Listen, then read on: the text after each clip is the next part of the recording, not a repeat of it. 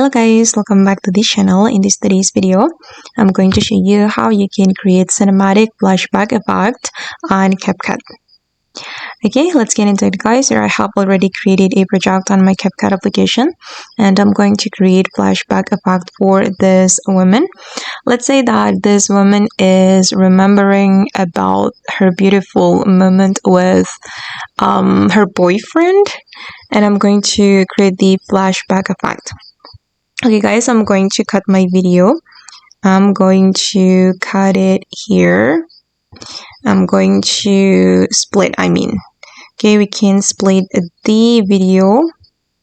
We can split it on the part that we want to create the cinematic flashback, and then I'm going to place this flashback time here. Alright, and then I'm going to add transition. I'm going to go to the transition and then I'm going to add white flash transition. Okay, this one guys.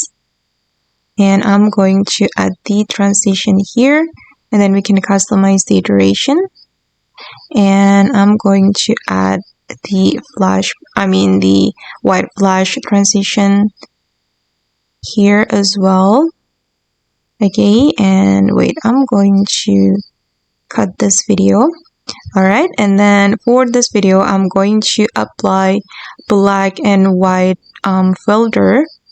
I'm going to search black and white.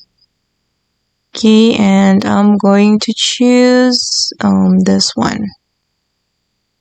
Alright, and then this is the cinematic flashback effect. Yeah.